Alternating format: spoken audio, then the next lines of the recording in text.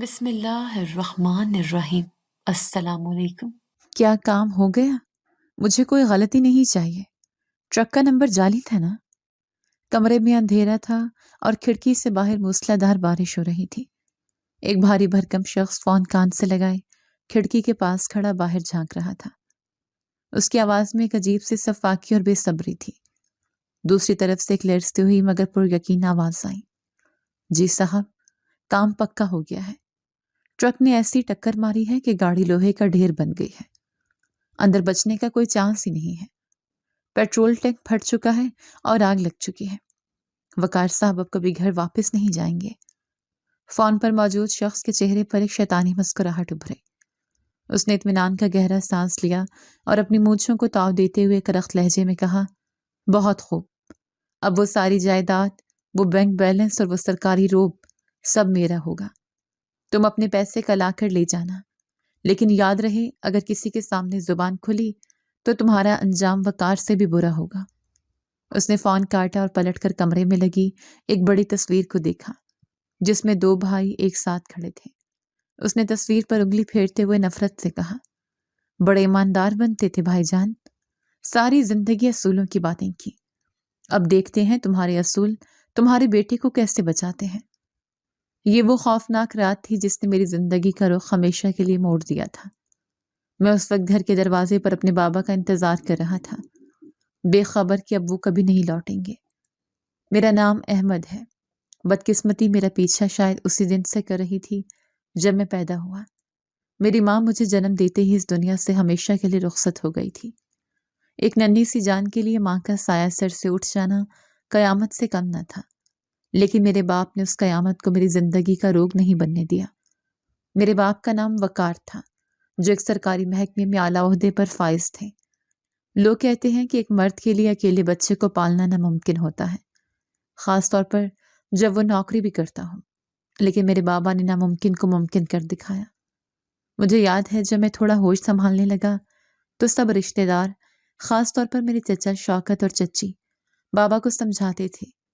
ایک بار دادی اماں نے بابا کا ہاتھ پکڑ کر بڑے پیار سے کہا تھا، وقار بیٹا، تیرے سر میں چاندی اتر آئی ہے، احمد کو ماں کی ضرورت ہے، تو دوسری شادی کر لے، یہ بچہ رل جائے گا۔ بابا نے مجھے اپنی گود میں اٹھایا، میرے ماتھے کو چوما اور مسکراتے ہوئے دادی سے بولے تھے، ماں جی، اگر دوسری آنے والی نے میرے احمد کو وہ پیار نہ دیا تو میں کیا کروں گا؟ میرا بیٹا میری کل کائنات ہے، میں اسے سوتیلی ماں کے رحم و کرم پر نہیں چھوڑ سکتا۔ میں ہی اس کا باپ ہوں اور میں ہی اس کی ماں۔ اور واقعی انہوں نے کبھی مجھے ماں کی کمی محسوس نہیں ہونے دی۔ وہ صبح سویرے اٹھتے، مجھے تیار کرتے، ناشتہ کرواتے اور اپنے ساتھ دفتر لے جاتے۔ ان کے دفتر میں ایک چھوٹا سا کمرہ تھا جہاں میرے کھلونے رکھے تھے۔ وہ فائلیں نپٹاتے اور بیچ بیچ میں آ کر میرے ساتھ کھیلتے۔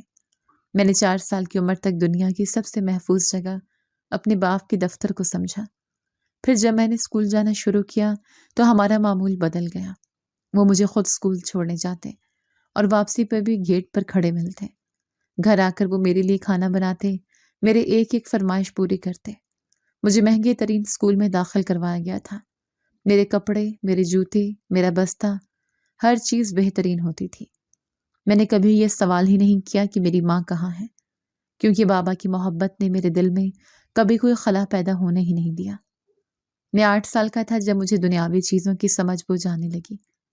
بابا مجھے اکثر خریداری کے لیے ساتھ لے جاتے۔ وہ مجھے ہر چیز کی قیمت بتاتے، یہ سکھاتے کہ کون سی چیز اچھی ہے اور کون سی خراب۔ ہماری زندگی بہت خوشگوار تھی۔ ایسا لگتا تھا جیسے ہم دونوں باپ بیٹے کی ایک الگ دنیا ہے جس میں غم کا کوئی گزر نہیں۔ ایک دن ہم بازار میں تھے کہ بابا کو پیسوں کی ضرورت پڑی۔ وہ مجھے لے کر ایک ATM مشین کے کیبن میں داخل ہوئے۔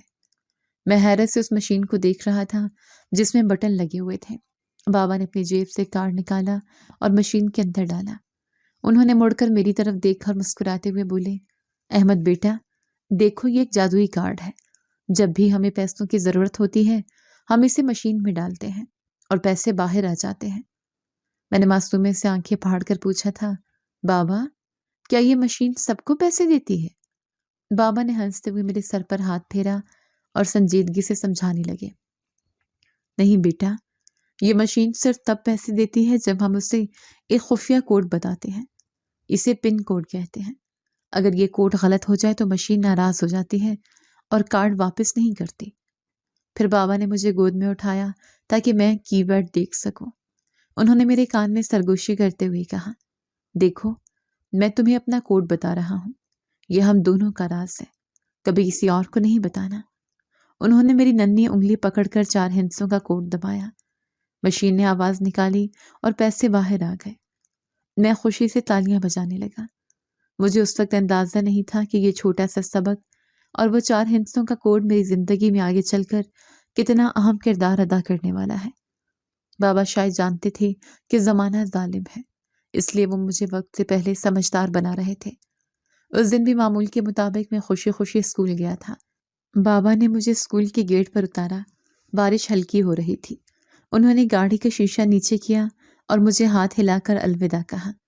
ان کے چہرے پر وہی شفیق مسکراہٹ تھی جو میرا دن بنا دیتی تھی۔ اپنا خیال رکھنا احمد، میں شام کو جلدی آؤں گا۔ آج ہم تمہاری پسند کا پیزا کھانے جائیں گے۔ میں نے جوش سے سر ہلایا اور اسکول کے اندر بھاگ گیا۔ میں نہیں جانتا تھا کہ یہ میرے باپ کے ساتھ میری آخری ملاقات ہے۔ میں نہیں جانتا تھا کہ وہ ہاتھ جو مجھے الوداع کہہ رہا ہے اب کبھی میرے سر پر شفقت سے نہیں پھرے گا۔ اسکول سے چھٹی ہوئی تو میں گیٹ پر کھڑا انتظار کر رہا تھا۔ ہمیشہ وقت سے پہلے پہنچنے والے بابا آج موجود نہیں تھے۔ بارش تیز ہو چکی تھی۔ باقی بچے اپنے والدین کے ساتھ جا رہے تھے اور میں تنہا کھڑا بارش کی بوندوں کو دیکھ رہا تھا۔ اچانک ایک پولیس موبائل اور ایک ایمبولینس اسکول کے گیٹ پر آ کر رکی۔ میرا دل زور سے دھڑکا۔ پرنسپل صاحب بھاگتے ہوئے باہر آئے اور پولیس والوں سے بات کرنے لگے۔ کچھ دیر بعد پرنسپل صاحب میری طرف آئے۔ ان کا چہرہ اترا ہوا تھا۔ انہوں نے میرا ہاتھ پکڑا اور لرزتی ہوئی آواز میں کہا، بیٹا احمد، چلو میرے ساتھ۔ میں نے ڈرتے ہوئے پوچھا، کیا ہوا سر؟ میرے بابا کہاں ہیں؟ انہوں نے کوئی جواب نہ دیا، بس مجھے گاڑی میں بٹھا دیا۔ مجھے گھر لایا گیا تو وہاں لوگوں کا ہجوم تھا۔ وہی گھر جو صبح تک خوشیوں کا گہوارہ تھا، اب وہاں کوہرام مچا ہوا تھا۔ صحن میں ایک چارپائی بچھی تھی جس پر سفید چادر میں لپٹی ایک لاش پڑی تھی۔ میرے چچا شوکت، جو میری ماں کی موت پر بھی بابا کو دلاسا دینے نہیں آئے تھے اور جن سے ہم سال میں شاید 1-2 بار ہی ملتے تھے، وہ وہاں موجود تھے۔ وہ دھاڑے مار مار کر رو رہے تھے۔ او میرے بھائی، یہ کیا ہو گیا تجھے؟ ہمیں چھوڑ کر کہاں چلا گیا؟ میں حیران تھا کہ یہ وہی چچا ہیں جو ہمیشہ بابا سے جلتے تھے اور جائیداد کے بٹوارے پر لڑتے تھے۔ بابا کی لاش بری طرح مسخ ہو چکی تھی۔ بتایا گیا کہ ایک بہت بڑے ٹرک نے ان کی کار کو کچل دیا تھا۔ موقع پر ہی ان کی موت ہو گئی تھی۔ میں نے لوگوں کی ٹانگوں کے بیچ سے راستہ بنایا اور چارپائی کے قریب پہنچا۔ میں نے بابا کے چہرے سے کپڑا ہٹانے کی کوشش کی تو چچا نے میرا ہاتھ پکڑ لیا۔ نہیں بیٹا، مت دیکھو، تم ڈر جاؤ گے۔ میں نے چیخ کر کہا، مجھے بابا سے بات کرنی ہے۔ وہ صبح کہہ کر گئے تھے کہ ہم پیزا کھانے جائیں گے۔ وہ ایسے سو نہیں سکتے۔ چچا نے مجھے زور سے بھینچ لیا اور میرے کان میں بولی، تیرے بابا اب اللہ میاں کے پاس چلے گئے ہیں، اب وہ کبھی واپس نہیں آئیں گے۔ اب میں ہوں نا تیرا باپ۔ ان کے لہجے میں ہمدردی تھی یا کچھ اور، میں اس وقت سمجھ نہ سکا۔ میں جنازے پر بہت رویا کیونکہ پہلی دفعہ بابا میری کسی بات کا جواب نہیں دے رہے تھے۔ وہ خاموش لیٹے تھے، ہمیشہ کے لیے خاموش۔ مجھے نہیں معلوم تھا کہ ان کی موت کوئی حادثہ نہیں تھی بلکہ ایک گہری سازش تھی۔ بابا کی تدفین کے بعد منظر تیزی سے بدل گیا۔ چچا شوکت، چچی اور ان کے 2 بیٹے ہمارے ہی گھر میں آ بسے۔ شروع کے چند دن تو رشتہ داروں کی آمد و رفت رہی تو سب ٹھیک رہا، لیکن جیسے ہی لوگ اپنے اپنے گھروں کو لوٹے، مجھ پر ظلم کی رات چھا گئی۔ وہ گھر جو میرا تھا، جہاں کا میں شہزادہ تھا، وہاں میری حیثیت ایک نوکر سے بھی بدتر ہو گئی۔ بابا کے کمرے پر چچا نے قبضہ کر لیا اور مجھے اسٹور روم نما ایک چھوٹے سے کمرے میں منتقل کر دیا گیا۔ ایک دوپہر مجھے شدید بھوک لگی تھی۔ میں کچن میں گیا جہاں چچی کھانا پکا رہی تھی۔ میں نے ڈرتے ڈرتے کہا، چچی جان، مجھے بھوک لگی ہے، کھانا دے دیں۔ چچی نے ہاتھ میں پکڑا ہوا چمچ زور سے پتیلی پر مارا اور غصے سے میری طرف مڑی۔ بڑا آیا، بھوک لگی ہے، سارا دن بس ٹھونسنے کو چاہیے اس منحوس کو۔ تیری ماں تجھے پیدا کرتے ہی مر گئی اور باپ کو بھی تو نے ہی کھایا ہے۔ جب دیکھو منہ اٹھا کر کھانا مانگنے آ جاتا ہے۔ میری آنکھوں میں آنسو آ گئے۔ میں نے سسکتے ہوئے کہا، لیکن بابا تو مجھے وقت پر کھانا کھلاتے تھے۔ یہ سنتے ہی چچی کا پارا چڑھ گیا۔ وہ تیزی سے آگے بڑھی اور میرے کان زور سے مروڑ دیا۔ میری چیخ نکل گئی۔ خبردار جو اس مرے ہوئے کا نام لیا، وہ مر گیا، مٹی ہو گیا۔ اب وہ قبر سے اٹھ کر تجھے نوالے کھلانے نہیں آئے گا۔ یہی روٹی کھانی ہے تو کام کرنا پڑے گا۔ جاؤ جا کر برتن دھو، تب ملے گی روٹی۔ میں روتا ہوا سنک کی طرف گیا۔ میرے ننھے ہاتھوں سے وہ بڑے بڑے دیگچے نہیں سنبھالے جا رہے تھے، لیکن پیٹ کی آگ بجھانے کے لیے میں نے جیسے تیسے برتن دھوئے۔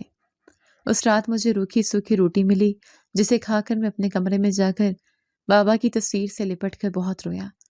دن ہفتوں میں اور ہفتے مہینوں میں بدلنے لگے۔ چچا شوکت نے بابا کی ساری جائیداد اور بینک بیلنس کے کاغذات پر جعلی انگوٹھے اور دستخط کروا کر سب کچھ اپنے نام کروا لیا تھا۔ مجھے اسکول سے ہٹا دیا گیا، کیونکہ چچا کا کہنا تھا کہ اتنے مہنگے اسکول کا خرچہ وہ نہیں اٹھا سکتے، حالانکہ وہ میرے ہی باپ کے پیسوں پر عیش کر رہے تھے۔ ان کے اپنے نالائق بیٹے اس اسکول میں جانے لگے اور میں گھر کا چھوٹا موٹا کام کرنے لگا۔ کبھی کبھی چچا مجھے پاس بٹھاتے اور عجیب نظروں سے گھورتے ہوئے کہتے، احمد، تیرے باپ نے بہت مال کمایا تھا، پتہ نہیں کان چھپا کے رکھا ہے۔ اس نے کبھی تجھے کسی لاکر یا خفیہ جگہ کے بارے میں بتایا تھا؟ میں خاموش رہتا۔ مجھے بابا کی ATM والی بات یاد آتی، لیکن میں نے کبھی زبان نہیں کھولی۔ میرے دل میں ایک انجانا خوف تھا کہ اگر میں نے وہ بات بتا دی تو شاید یہ لوگ مجھے جان سے مار دیں گے۔ بابا نے کہا تھا کہ یہ ہمارا راز ہے، اور میں اس راز کا امین تھا۔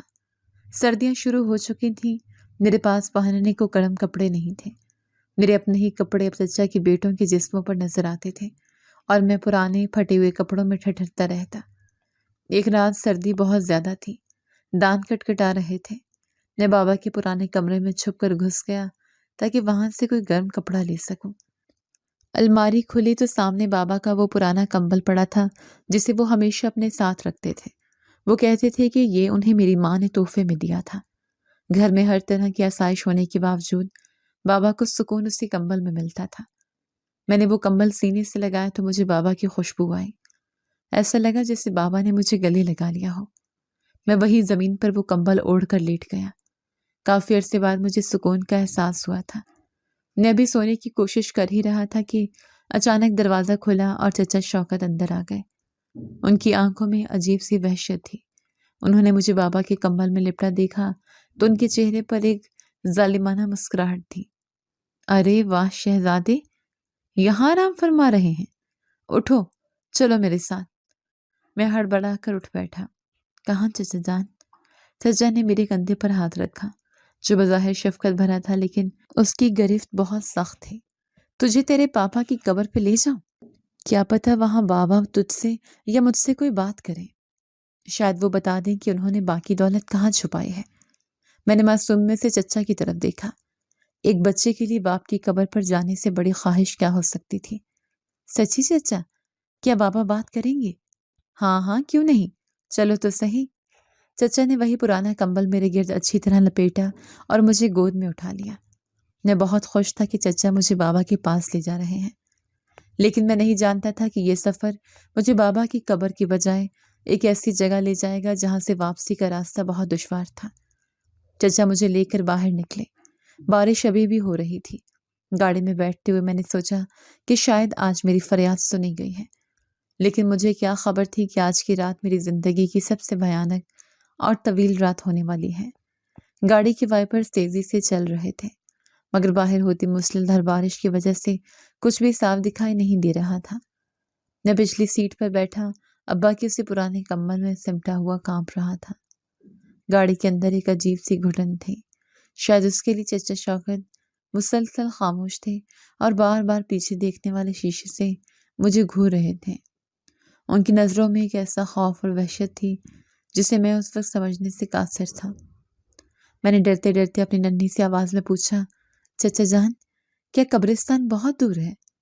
کیا اتنی رات گئے وہاں جانے سے ہمیں ڈر نہیں لگے گا؟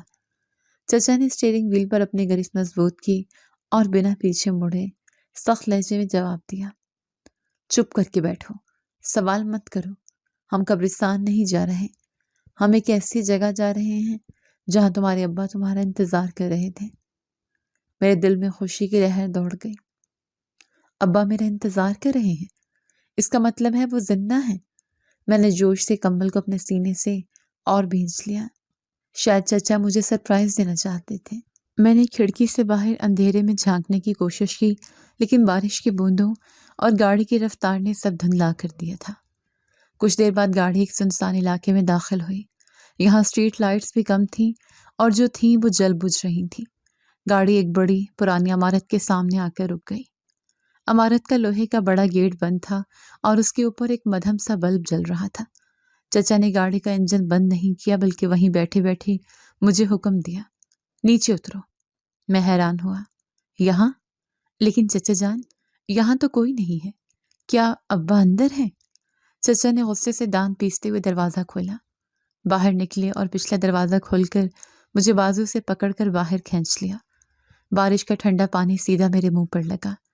میں نے سردی سے سکڑتے ہوئے کمبل اپنے سر پر ڈال لیا۔ چچا مجھے گھسیٹتے ہوئے اس بڑے گیٹ کے ساتھ بنے ہوئے ایک چھوٹے سے چبوترے تک لے گئے جو بارش سے تھوڑا محفوظ تھا۔ انہوں نے مجھے وہاں بٹھایا اور میری آنکھوں میں آنکھیں ڈال کر بولے، یہیں بیٹھو، ہلنا مت، میں گاڑی پارک کر کے آتا ہوں، پھر ہم اندر جائیں گے، تمہارے ابا اندر ہی ہیں۔ میں نے معصومیت سے سر ہلا دیا۔ ٹھیک ہے چچا جان، میں یہیں بیٹھا ہوں، آپ جلدی آئیے گا۔ چچا پلٹے اور تیزی سے گاڑی کی طرف بھاگے۔ وہ گاڑی میں بیٹھے اور ایک لمحہ ضائع کیے بغیر گاڑی کو ریورس گیئر میں ڈالا۔ میں وہاں بیٹھا انہیں دیکھ رہا تھا، امید کر رہا تھا کہ وہ گاڑی موڑ کر واپس آئیں گے، لیکن گاڑی نے ایک زوردار جھٹکا کھایا اور پھر تیزی سے اندھیرے میں غائب ہو گئی۔ میں وہیں بیٹھا رہا۔ 1 منٹ گزرا، 2 منٹ، پھر 10 منٹ۔ بارش کی تیزی بڑھتی جا رہی تھی۔ میرے ارد گرد سناٹا تھا، صرف بادلوں کی گرج اور بارش کے گرنے کی آواز تھی۔ مجھے اچانک ڈر لگنے لگا۔ چچا، میں نے دبی ہوئی آواز میں پکارا۔ کوئی جواب نہیں آیا۔ چچا جان، آپ کہاں ہیں؟ اس بار میں نے تھوڑا زور سے آواز لگائی۔ میری آواز اس ویران سڑک پر گونج کر رہ گئی۔ مجھے یقین نہیں آ رہا تھا کہ وہ مجھے چھوڑ کر جا چکے ہیں۔ شاید گاڑی خراب ہو گئی ہو، شاید وہ راستہ بھول گئے ہوں۔ میں اپنے دل کو تسلیاں دینے لگا۔ میں نے اپنے گھٹنوں کے گرد بازو لپیٹے اور سر گھٹنوں میں رکھ لیا۔ انتظار کی یہ گھڑیاں کتنی طویل تھیں مجھے اندازہ نہیں تھا۔ میری آنکھیں بوجھل ہونے لگیں اور تھکن اور سردی کے مارے میں وہیں گیٹ کے ساتھ ٹیک لگائے سو گیا۔ اچانک میرے جسم میں سردی کی ایک شدید لہر اٹھی جس نے مجھے جھنجھوڑ کر رکھ دیا۔ میری آنکھ کھلی تو بارش تھم چکی تھی لیکن سرد ہوا چل رہی تھی۔ میرے دانت بج رہے تھے۔ میں ہڑبڑا کر اٹھ بیٹھا۔ چاروں طرف گہرا اندھیرا تھا۔ مجھے فوراً یاد آیا کہ میں چچا کے ساتھ یہاں آیا تھا۔ میں نے ادھر ادھر دیکھا لیکن نہ گاڑی تھی اور نہ ہی چچا۔ میرا دل زور زور سے دھڑکنے لگا۔ ایک انجانے خوف نے مجھے جکڑ لیا۔ وہ مجھے ابا کے پاس لانے والے تھے، لیکن یہ تو کوئی ویران اور اجنبی جگہ تھی۔ کیا چچا مجھے بھول گئے یا پھر انہوں نے مجھے جان بوجھ کر چھوڑ دیا؟ یہ خیال آتے ہی میری آنکھوں سے آنسو جاری ہو گئے۔ میں نے خود کو مزید ابا کے کمبل میں چھپانے کی کوشش کی۔ میں نے سردی سے بچنے کے لیے کمبل کا کونا پکڑ کر اسے اپنے گلے کے گرد لپیٹنے کے لیے درست کیا تو مجھے کمبل کے نچلے حصے میں سلائی کے اندر کچھ سخت سا محسوس ہوا۔ یہ کوئی عام کپڑا یا روئی نہیں تھی۔ میں نے حیرت سے اپنے آنسو پونچھے اور اندھیرے میں ٹٹولنے لگا۔ وہ چیز سخت اور پلاسٹک جیسی تھی۔ میرے اندر تجسس جاگا۔ میں نے کمبل کے اس کونے کو اپنی چھوٹی انگلیوں سے ادھیڑنا شروع کیا۔ دھاگے پرانے ہو چکے تھے اس لیے وہ آسانی سے ٹوٹ گئے۔ میں نے ہاتھ اندر ڈالا اور وہ چیز باہر نکالی۔ اسٹریٹ لائٹ کی مدھم روشنی میں نے دیکھا وہ ایک نیلے رنگ کا کارڈ تھا۔ اس کے اوپر سنہرے حروف میں کچھ لکھا تھا۔ میں دوسری جماعت کا طالب علم تھا، ہجے کر کے پڑھنا جانتا تھا۔ میں نے آنکھیں سکیت کر پڑھا، AHMAD، احمد۔ میرے منہ سے بے اختیار نکلا، یہ تو میرا نام تھا۔ یہ ایک بینک کارڈ تھا، بالکل ویسا ہی جیسا ابا کے پاس ہوتا تھا، اور اس کارڈ کے ساتھ ایک چھوٹی سی کاغذ کی پرچی چپکی ہوئی تھی جس پر 4 ہندسے لکھے تھے۔ میرا دماغ تیزی سے گھوما۔ مجھے وہ دن یاد آیا جب ابا مجھے ایک ATM لے گئے تھے اور انہوں نے کہا تھا کہ یہ 4 ہندسے ہمارا راز ہے۔ میں نے پرچی پر لکھے نمبر پڑھے، یہ وہی نمبر تھے۔ میرے ننھے سے دماغ میں یہ بات بیٹھ گئی کہ یہ کارڈ ابا نے میرے لیے ہی رکھا تھا، لیکن وہ کمبل کے اندر کیوں تھا؟ کیا ابا کو پتا تھا کہ میرے ساتھ کچھ برا ہونے والا ہے؟ ابھی میں ان سوچوں میں گم تھا کہ اچانک میرے پیچھے موجود لوہے کا بھاری گیٹ چڑچڑاہٹ کے ساتھ کھلا۔ میں ڈر کے مارے اچھل پڑا اور کارڈ جلدی سے اپنی جیب میں چھپا لیا۔ گیٹ سے کوئی دھیڑ عمر شخص باہر نکلا جس کے ہاتھ میں ٹارچ تھی۔ اس نے ٹارچ کی روشنی سیدھی میرے چہرے پر ڈالی۔ میں نے آنکھوں کے آگے ہاتھ رکھ لیا۔ کون ہے وہاں؟ اتنی رات گئے یہاں کیا کر رہے ہو؟ اس شخص کی آواز میں سختی تھی لیکن لہجہ نرم تھا۔ میں سہمی ہوئی آواز میں بولا، میں احمد ہوں، میں اپنے چچا کا انتظار کر رہا ہوں۔ وہ شخص قریب آیا اور میرے سامنے جھک گیا۔ اس نے میرے بھیگے ہوئے کپڑے اور میرے گرد لپٹا ہوا پرانا کمبل دیکھا۔ اس کی آنکھوں میں ہمدردی ابھر آئی۔ بیٹا، یہاں کوئی چچا نہیں آنے والا، تمہیں یہاں کب سے بٹھایا ہوا ہے؟ میں نے روتے ہوئے کہا، بہت دیر ہو گئی۔ وہ کہہ رہے تھے گاڑی پارک کر کے آ رہے ہیں۔ وہ شخص سب کچھ سمجھ گیا۔ اس نے افسوس سے سر ہلایا اور میرا ہاتھ پکڑ لیا۔ میرے ساتھ اندر آ جاؤ بیٹا، باہر بہت سردی ہے۔ یہ یتیم خانہ ہے، یہاں ان بچوں کو رکھا جاتا ہے جن کا کوئی گھر نہیں ہوتا۔ میں نے اپنا ہاتھ چھڑانے کی کوشش کی، لیکن میرا گھر ہے، میرے ابا نے بہت پیارا گھر بنایا ہے، میں یتیم نہیں ہوں، میرے چچا بس آتے ہی ہوں گے۔ اس شخص نے آہ بھری اور نرمی سے بولا، تمہارے چچا تمہیں یہاں چھوڑ گئے ہیں احمد، وہ اب واپس نہیں آئیں گے۔ اگر انہیں واپس آنا ہوتا تو وہ تمہیں بارش میں یوں باہر نہ بٹھاتے۔ چلو اندر چلو۔ اس کی بات نے میرے دل پر ایک آری ضرب لگائی۔ وہ واپس نہیں آئیں گے، یہ جملہ میرے دماغ میں گونجنے لگا۔ میں خاموشی سے اس کے ساتھ اندر چلا گیا۔ اندر ایک بڑا ہال تھا جہاں بہت سے بچے زمین پر بچھے گدوں پر سو رہے تھے۔ مجھے بھی ایک کونے میں جگہ دے دی گئی۔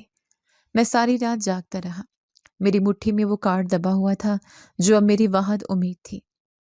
اگلی صبح جب سورج نکلا تو یتیم خانے کا منظر واضح ہوا۔ وہاں بہت سے بچے تھے، کچھ کھیل رہے تھے، کچھ رو رہے تھے۔ مجھے یتیم خانے کے دفتر میں بلایا گیا۔ وہاں وہی شخص بیٹھا تھا جو رات مجھے اندر لایا تھا۔ وہ اس یتیم خانے کے نگران تھے جنہیں سب بچے استاد جی کہتے تھے۔ انہوں نے مجھے کرسی پر بٹھایا اور پیار سے پوچھا، بیٹا سچ سچ بتاؤ، تمہیں کون چھوڑ کر گیا ہے اور تمہارے ماں باپ کہاں ہیں؟ میں نے کچھ لمحے خاموش رہنے کے بعد اپنی جیب سے وہ بینک کارڈ اور پرچی نکال کر ان کے سامنے میز پر رکھ دی۔ استاد جی نے حیرت سے کارڈ اٹھایا اور اسے الٹ پلٹ کر دیکھا۔ یہ کیا ہے؟ یہ تمہیں کہاں سے ملا؟ میں نے بھرائی ہوئی آواز میں کہا، یہ میرے ابا کا ہے، انہوں نے یہ کمبل میں چھپا رکھا تھا، اس پر میرا نام لکھا ہے، اور یہ جو پرچی ہے یہ اس کا کوڈ ہے۔ ابا کہتے تھے اس مشین سے پیسے نکلتے ہیں۔ استاد جی حیران رہ گئے۔ انہوں نے کارڈ پر میرا نام پڑھا اور پھر پرچی کو دیکھا۔ وہ کچھ دیر گہری سوچ میں ڈوبے رہے، پھر مسکرا کر بولے، تمہارے ابا بہت سمجھدار انسان لگتے ہیں، شاید انہیں معلوم تھا کہ ان کے جانے کے بعد ان کے بیٹے کے ساتھ کیا سلوک ہوگا۔ یہ بیٹا تمہاری امانت ہے، اگر اس میں کوئی پیسہ ہوا تو وہ صرف تمہارا ہے۔ میں نے امید بھری نظروں سے انہیں دیکھا۔ کیا ہم دیکھ سکتے ہیں کہ اس میں کتنے پیسے ہیں؟ میں ان پیسوں سے اپنا گھر واپس جانا چاہتا ہوں، میں وہ گھر چچا سے واپس لینا چاہتا ہوں۔ استاد جی نے اس بات میں سر ہلایا۔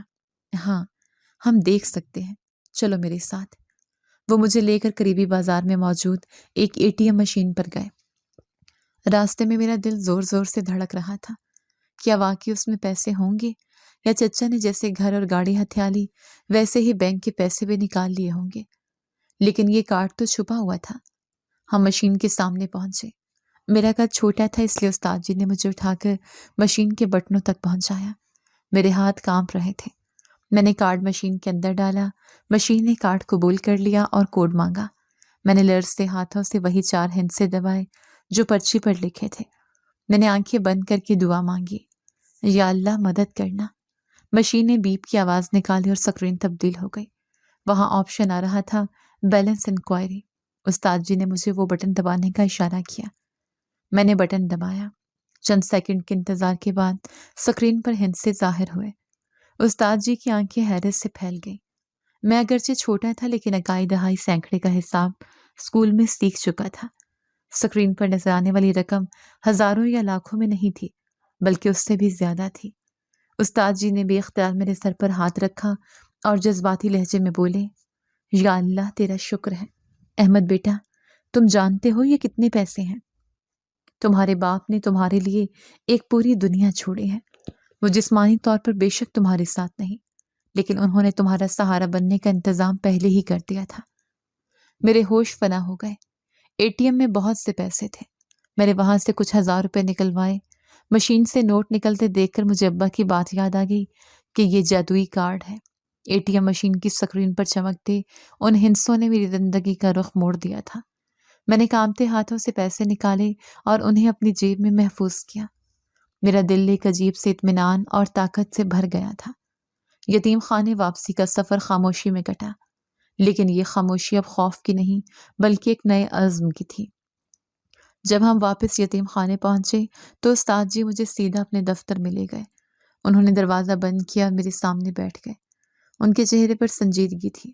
انہوں نے دھیمے لہجے میں کہا، احمد بیٹا، یہ دولت تمہاری ہے، لیکن یاد رکھنا جس سانپ نے تمہارے باپ کو ڈسا ہے وہ ابھی بھی باہر موجود ہے۔ اگر تمہارے چچا کو خبر ہو گئی کہ وقار صاحب نے تمہارے نام اتنی بڑی رقم چھوڑی ہے تو وہ تمہاری جان کے دشمن بن جائیں گے۔ ہمیں اس راز کو راز ہی رکھنا ہوگا۔ میں نے اس بات میں سر ہلایا۔ میری عمر کم تھی لیکن حالات نے مجھے وقت سے پہلے بڑا کر دیا تھا۔ استاد جی، میں یہ پیسے اپنے لیے نہیں بلکہ ہم سب کے لیے خرچ کرنا چاہتا ہوں۔ میں نہیں چاہتا کہ یہاں کوئی بھی بچہ سردی میں ٹھٹھرے یا بھوکا سوئے۔ استاد جی کی آنکھوں میں نمی تیرنے لگی۔ انہوں نے آگے بڑھ کر میری پیشانی چوم لی۔ تم بالکل اپنے باپ پر گئے ہو، بے فکر ہو۔ میں تمہارا رازدار بھی ہوں گا اور تمہارا محافظ بھی۔ اس دن کے بعد سے یتیم خانے کا نقشہ بدلنے لگا۔ استاد جی نے بڑے ہوشیاری سے کام لیا۔ وہ تھوڑے تھوڑے پیسے نکلواتے اور یتیم خانے کی ضروریات پوری کرتے۔ کسی کو کانوں کان خبر نہ ہوئی کہ یہ مدد کہاں سے آ رہی ہے۔ بچوں کے لیے نئے گدے آئے، گرم کملوں کا انتظام ہوا اور سب سے بڑھ کر ہمارے لیے بہترین ٹیوٹرز کا بندوبست کیا گیا۔ میں نے ان پیسوں سے اپنی تعلیم پر بھرپور توجہ دینے کا فیصلہ کیا۔ میں جانتا تھا کہ صرف دولت مجھے میرا کھویا ہوا مقام واپس نہیں دلا سکتی۔ مجھے طاقت چاہیے تھی اور وہ طاقت مجھے قلم اور قانون سے ملنی تھی۔ دن مہینوں میں اور مہینے سالوں میں بدلتے گئے۔ میں یتیم خانے کے بچوں کے ساتھ بڑا ہو رہا تھا۔ ہم سب ایک خاندان کی طرح تھے۔ میں ان کا بڑا بھائی بن گیا تھا۔ ان کی چھوٹی چھوٹی خواہشیں پوری کر کے مجھے جو سکون ملتا وہ بیان سے باہر تھا۔ کبھی کبھی میں رات کو چھت پر جا کر بیٹھتا اور آسمان کی طرف دیکھ کر بابا سے باتیں کرتا۔ بابا، آپ دیکھ رہے ہیں نا، آپ کا احمد ہار نہیں مانا۔ میں ان سب کا خیال رکھ رہا ہوں جس سے آپ میرا رکھتے تھے۔ دوسری طرف شہر سے کبھی کبھار چچا شوکت کی خبریں اڑتی ہوئی ہم تک پہنچتی۔ سنا تھا کہ انہوں نے بابا کی جائیداد بیچ کر شہر کے مہنگے علاقے میں ایک بڑا بنگلہ خرید لیا ہے۔ وہ اور ان کے بیٹے عیش و عشرت میں ڈوبے ہوئے تھے۔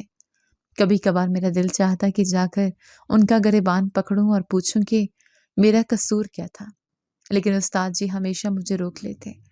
وہ میرے کندھے پر ہاتھ رکھ کر کہتے، صبر کرو احمد، انتقام کا بہترین طریقہ یہ ہے کہ تم خود کو اتنا قابل بنا لو کہ تمہیں ان کے پاس جانے کی ضرورت نہ پڑے، بلکہ وقت انہیں تمہارے پاس لے کر آئے۔ قدرت کی لاٹھی بے آواز ہے بیٹا، وہ اپنا حساب خود چکاتی ہے۔ میں نے ان کی بات گرہ سے باندھ لی۔ میں نے دن رات ایک کر دیا۔ اسکول میں ہمیشہ اول آتا، کالج میں ٹاپ کیا اور پھر یونیورسٹی میں داخلہ لیا۔ میری ہر کامیابی کے پیچھے میرے بابا کی وہ امانت اور استاد جی کی تربیت تھی۔ میں نے ان کی ڈگری حاصل کی، لیکن میرا مقصد وکیل بننا نہیں تھا۔ میرا مقصد کچھ اور تھا۔ میں وہ بننا چاہتا تھا جس سے ظالم ڈرتے ہیں۔ میں اپنے باپ کی طرح سرکاری افسر بننا چاہتا تھا، لیکن ان سے زیادہ طاقتور، تاکہ میں سسٹم کے اندر رہ کر ان ناسوروں کا علاج کر سکوں جنہوں نے میری اور مجھ جیسے کئی بچوں کی زندگیاں برباد کی۔ میں نے مقابلے کے امتحان CSS کی تیاری شروع کر دی۔ یہ میری زندگی کا سب سے مشکل دور تھا۔ میں دن میں یتیم خانے کا انتظام سنبھالتا، چھوٹے بچوں کو پڑھاتا اور رات بھر جا کر اپنی کتابوں میں گم رہتا۔ میری آنکھیں سرخ رہتی، سر میں درد رہتا، لیکن میں نے آرام کو خود پر حرام کر لیا تھا۔ امتحان کے دن قریب آئے۔ میں نے اپنی پوری جان لگا دی۔ تحریری امتحان کے بعد انٹرویو کا مرحلہ آیا۔ پینل کے سامنے بیٹھتے ہوئے مجھے بابا یاد آئے۔ انہوں نے ہمیشہ سچ کا ساتھ دیا تھا۔ انٹرویو لینے والے ایک افسر نے مجھ سے پوچھا، نوجوان، تم پولیس سروس سے کیوں جوائن کرنا چاہتے ہو؟ تمہارے پاس تو اور بھی بہت سے راستے ہیں۔ میں نے پورے اعتماد لہجے میں جواب دیا، سر، میں نے بچپن میں دیکھا ہے کہ جب قانون کمزور پڑتا ہے تو یتیموں کے سر سے چھت چھین لی جاتی ہے۔ میں وہ دیوار بننا چاہتا ہوں جس سے ٹکرا کر ظلم کا طوفان واپس مڑ جائے۔ میرے باپ ایک ایماندار افسر تھے، میں ان کا ادھورا مشن پورا کرنا چاہتا ہوں۔ میرے جواب میں ایسا درد اور سچائی تھی کہ پورا پینل خاموش ہو گیا۔ نتائج کا دن آیا، میں یتیم خانے کے صحن میں بچوں کے درمیان بیٹھا تھا۔ استاد جی لیپ ٹاپ پر لسٹ چیک کر رہے تھے، ان کے ہاتھ کانپ رہے تھے۔ اچانک انہوں نے ایک زوردار نعرہ لگایا، اللہ اکبر! احمد بیٹا، تم نے کمال کر دیا، تم پورے ملک میں تیسرے نمبر پر آئے ہو۔ یتیم خانے میں خوشی کی لہر دوڑ گئی، بچے مجھ سے لپٹ گئے۔ استاد جی کی آنکھوں سے خوشی کے آنسو جاری تھے۔ میں نے آسمان کی طرف دیکھا اور مسکرا دیا۔ بابا، آپ کا بیٹا پولیس افسر بن گیا ہے۔ ٹریننگ کے مراحل سخت تھے، لیکن میرے ماضی کی سختیوں کے سامنے یہ کچھ بھی نہیں تھے۔ میں نے ہر مرحلے پر خود کو ثابت کیا۔ پاسنگ آؤٹ پریڈ والے دن جب میرے کندھے پر اسٹار سجائے جا رہے تھے تو میرے ساتھ کوئی خونی رشتہ دار نہیں تھا، لیکن استاد جی وہاں موجود تھے۔ انہوں نے باپ بن کر میرے کندھے پر بیج لگائے۔ وہ لمحہ میری زندگی کا سب سے قیمتی لمحہ تھا۔ مجھے میرے ہی شہر میں بطور ایس پی تعینات کیا گیا۔ یہ وہی شہر تھا جہاں کبھی مجھے بارش کی رات میں دھتکارا گیا تھا۔ آج میں اسی شہر کا محافظ بن کر لوٹا تھا۔ میری پہلی پوسٹنگ کے دوران ہی میرا سامنا رشوت اور سفارش کے کلچر سے ہوا۔ میرے دفتر میں بڑے بڑے سیٹھ اور سیاستدان آتے اور نوٹوں کی گڈیاں میرے میز پر رکھتے۔ ایک دن ایک بڑے بزنس مین نے میرے سامنے نوٹوں سے بھرا بریف کیس رکھا اور کہا، ایس پی صاحب، یہ بس مٹھائی ہے، ہمارا چھوٹا سا کام کرتے، آپ کی زندگی سنور جائے گی۔ میں نے حقارت سے اس بریف کیس کو دیکھا اور کرسی سے اٹھ کھڑا ہوا۔ میری آواز میں وہ گرج تھی جو برسوں پہلے دب گئی تھی۔ اپنی یہ گندگی یہاں سے اٹھائیں اور باہر نکل جائیں۔ میری زندگی تب سنور گئی تھی جب میں نے حرام کا لقمہ کھانے سے انکار کرنا سیکھا تھا۔ میں وقار احمد کا بیٹا ہوں۔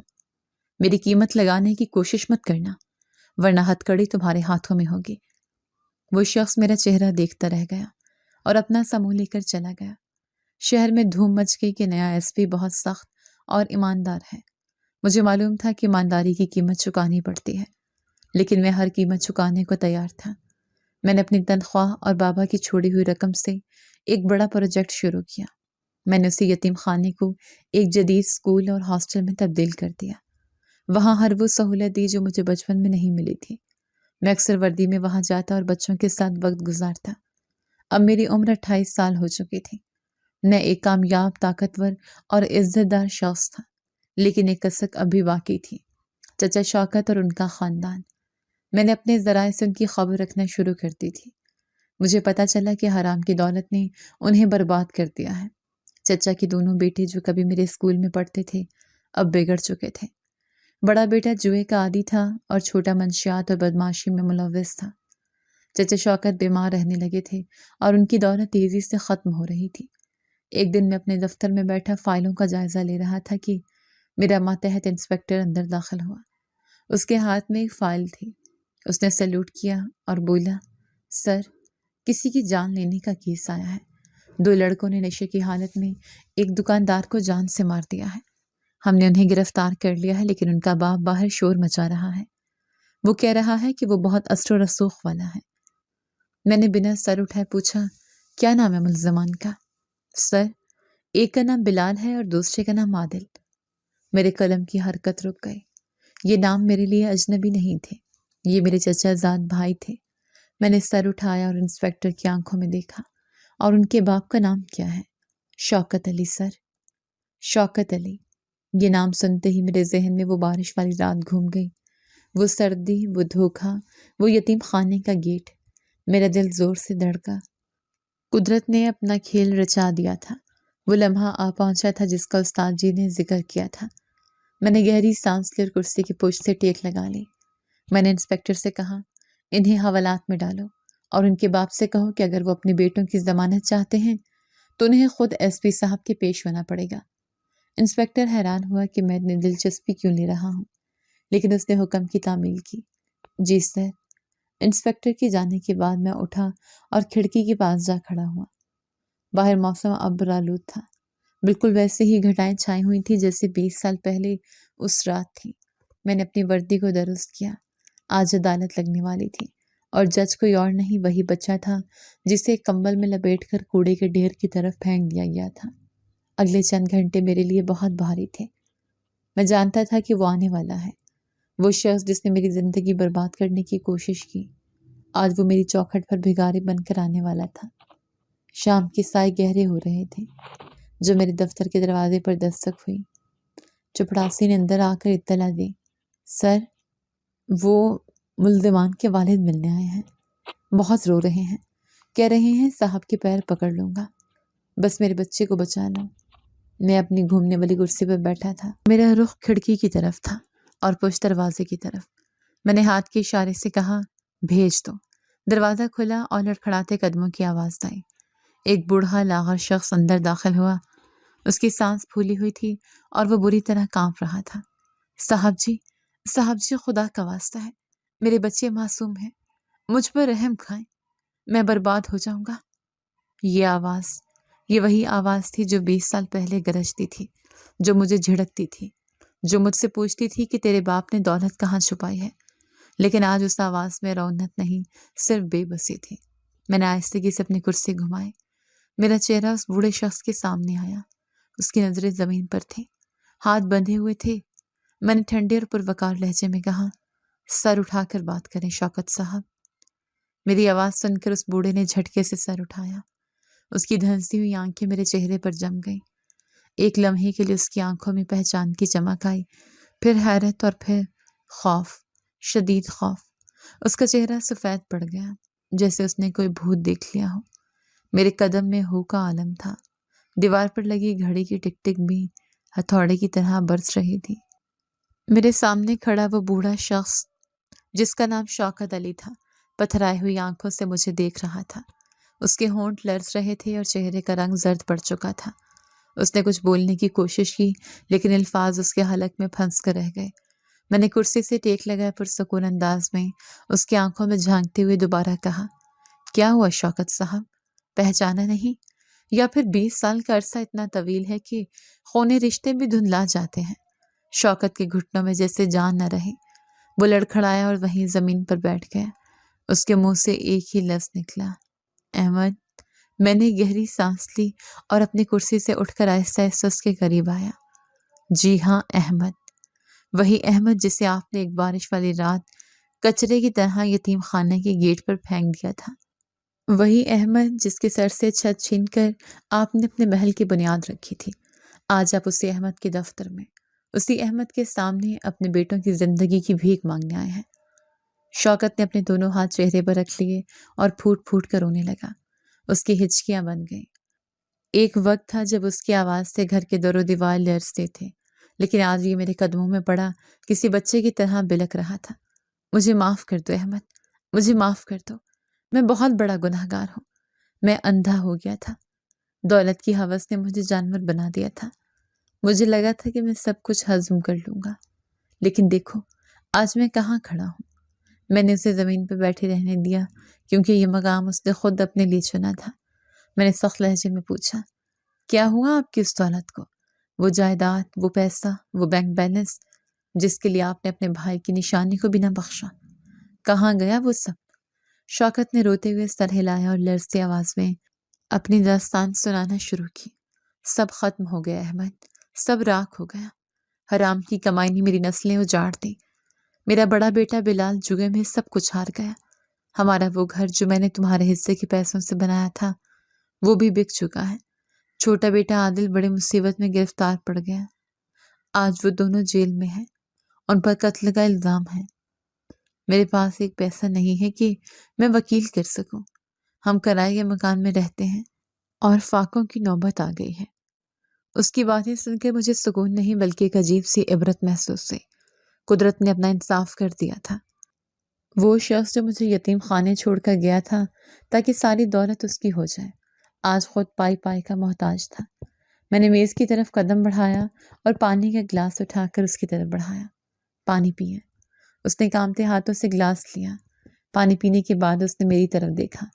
اس کی آنکھوں میں سوال تھا، احمد، تم اتنے بڑے افسر کیسے بن گئے؟ میں نے تو تمہیں لاوارث چھوڑا تھا، تمہارے پاس تو پہننے کو کپڑے تک نہیں تھے، تم یہاں تک کیسے پہنچے؟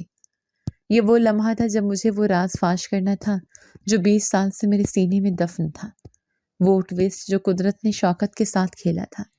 میں مسکرایا، ایک تلخ اور فاتحانہ مسکراہٹ۔ آپ کو یاد ہے چچا جان، اس رات جب آپ مجھے یتیم خانے لے جا رہے تھے، آپ نے مجھے سردی سے بچانے کے لیے بابا کا وہ پرانا وہ سیدھا کمبل میرے گرد لپیٹا تھا۔ آپ کو وہ کمبل بہت برا لگتا تھا نا؟ شوکت نے حیرت سے مجھے دیکھا۔ ہاں، مجھے یاد ہے۔ آپ ساری زندگی بابا کی دولت ڈھونڈتے رہے، ان کے لاکرز چھانتے رہے، لیکن آپ یہ نہیں جانتے تھے کہ بابا نے اپنی اصل دولت کہاں چھپائی تھی۔ وہ بینک کارڈ، وہ لاکھوں روپے، وہ سب بابا نے اسی پرانے کمبل کی تہوں میں سی کر رکھا تھا، جسے آپ نے بیکار سمجھ کر میرے ساتھ ہی پھینک دیا تھا۔ شوکت کی آنکھیں حیرت اور صدمے سے پھٹ گئیں۔ کیا؟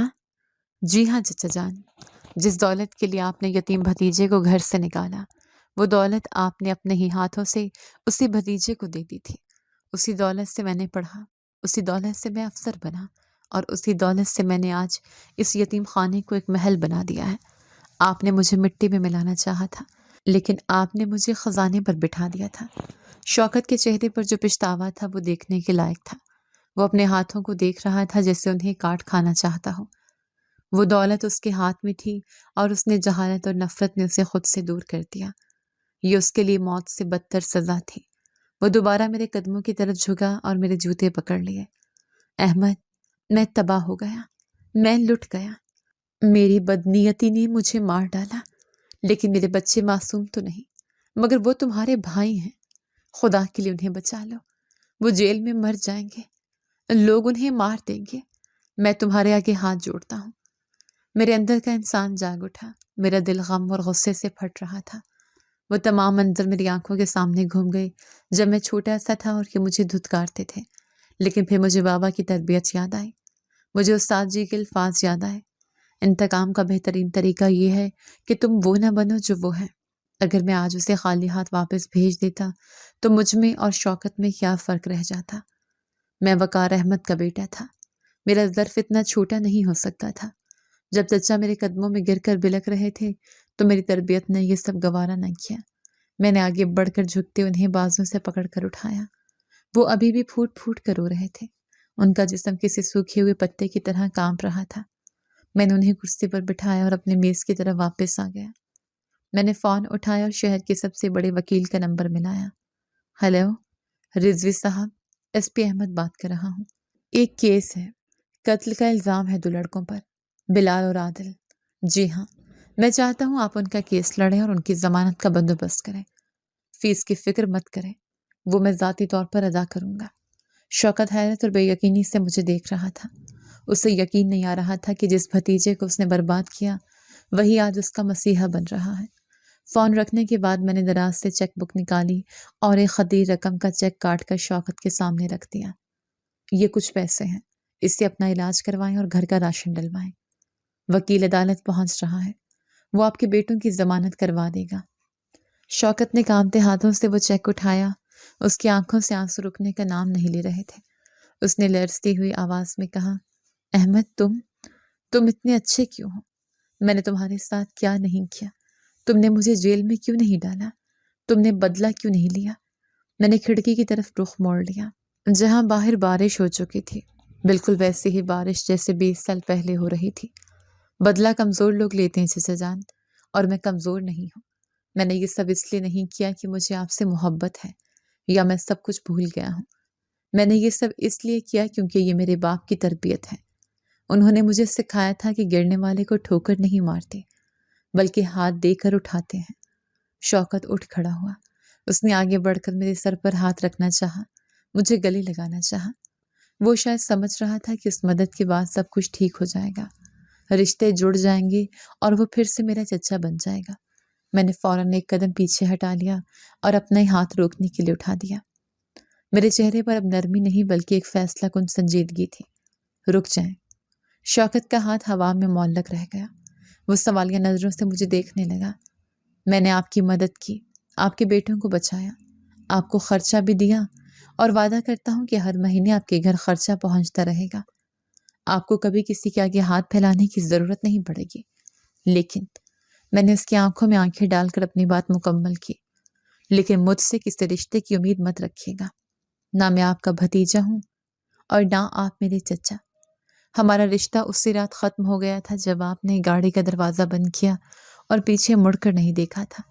شوکت نے تڑپ کر کہا، احمد بیٹا ایسا مت کہو، میں سدھر گیا ہوں، مجھے ایک موقع دے دو، ہم سب مل کر رہیں گے۔ میں نے نفی میں سر ہلایا۔ میرے لہجے میں وہ حتمی فیصلہ تھا جسے دنیا کی کوئی طاقت نہیں بدل سکتی تھی۔ نہیں شوکت صاحب، کان جب ٹوٹ جائے تو جڑ سکتا ہے، لیکن اس میں دراڑ ہمیشہ رہتی ہے، اور یہاں تو کانچ ہی نہیں بچا، صرف کرچیاں ہیں۔ میں آپ کا سہارا بن سکتا ہوں لیکن آپ کا اپنا نہیں بن سکتا۔ شوکت سر جھکا کر خاموش ہو گیا۔ اسے سمجھ آ گئی تھی کہ وہ کیا کھو چکا ہے۔ وہ دولت تو شاید اسے دوبارہ مل جائے، لیکن وہ عزت اور اپنائیت جو اس نے کھوئی تھی وہ اب کبھی واپس نہیں آ سکتی تھی۔ وہ آہستہ قدموں سے دروازے کی طرف بڑھا۔ دروازے پر پہنچ کر وہ رکا، مڑ کر نم آنکھوں سے مجھے دیکھا اور پھر سر جھکا کر باہر نکل گیا۔ اس کے جانے کے بعد میں کافی دیر تک کھڑکی سے باہر برستی بارش کو دیکھتا رہا۔ میرا دل آج بہت ہلکا تھا۔ میں نے اپنا بوجھ اتار پھینکا تھا۔ میں نے نفرت کو شکست دے دی تھی۔ آج مجھے یتیم خانے جانا تھا۔ وہاں استاد جی اور بچے میرا انتظار کر رہے تھے۔ میں نے اپنی ٹوپی اٹھائی، سر پر رکھی اور دفتر سے باہر نکل گیا۔ باہر میری سرکاری گاڑی کھڑی تھی۔ میں گاڑی میں بیٹھا اور ڈرائیور کو یتیم خانے چلنے کا کہا۔ راستے میں بارش تیز ہو گئی۔ میں نے شیشے سے باہر دیکھا۔ سڑکیں ویران تھی لیکن میرا من روشن تھا۔ میں جانتا تھا کہ چچا اور ان کے بیٹے اب کبھی میرے راستے میں نہیں آئیں گے۔ میں نے ان کی ضرورت پوری کر کے ان کا منہ ہمیشہ کے لیے بند کر دیا تھا۔ یہ خیرات نہیں تھی، یہ میرا فتح تھی۔ جب میں یتیم خانے پہنچا تو گیٹ کھلا تھا۔ وہی گیٹ جہاں کبھی میں روتا ہوا بیٹھا تھا، آج وہاں میرے نام کی تختی لگی تھی، وقار فاؤنڈیشن۔ استاد جی برآمدے میں کھڑے مسکرا رہے تھے۔ میں گاڑی سے اترا اور دوڑ کر ان کے گلے لگ گیا۔ استاد جی، میں نے کر دکھایا۔ استاد جی نے میری پیٹھ تھپ تھپائی۔ مجھے پتا تھا شیر کے بچے، تم نے آج اپنے باپ کی روح کو خوش کر دیا ہے۔ تم نے ثابت کر دیا کہ انسان بڑا دولت سے نہیں کردار سے ہوتا ہے۔ میں نے آسمان کی طرف دیکھا۔ بادل چھٹ رہے تھے اور ان کے پیچھے سے چاند جھانک رہا تھا۔ مجھے ایسا لگا جیسے بابا مجھے دیکھ کر مسکرا رہے ہیں۔ ان کا وہ جملہ میرے کانوں میں گونج رہا تھا، یہ پن کوڈ ہمارا راز ہے۔ ہاں، وہ راز ہی میری طاقت بنا۔ میں نے دل ہی دل میں فیصلہ کیا کہ چچا شوکت کو ہر مہینے رقم تو بھیجوں گا، لیکن کبھی ان کے گھر نہیں جاؤں گا، کیونکہ سچ تو یہ ہے کہ جو رشتے بارش کی رات میں چھوڑ گئے وہ دولت کی دھوم میں واپس نہیں لیے جاتے۔ میری دنیا اب یہ یتیم بچے اور استاد جی تھے، اور یہی میرا اصل خاندان تھا۔ جی تو دوستو، کیسی لگی آپ کو ہماری آج کی کہانی؟ اپنی رائے کا اظہار ہمارے کمنٹس باکس میں ضرور کیجیے گا، اور اگر آپ کو ہماری ویڈیو پسند آئی ہے تو کر لیجیے ہمارے چینل کو سبسکرائب، ویڈیو کو لائک اور بیل آئیکن لازمی پریس کر لیجیے تاکہ ہر نئی آنے والی ویڈیو کا نوٹیفیکیشن آپ کو بر وقت موصول ہو سکے۔ ملتے ہیں ایسی ہی ایک سبق آموز کہانی کے ساتھ، تب تک کے لیے اللہ نگہبان۔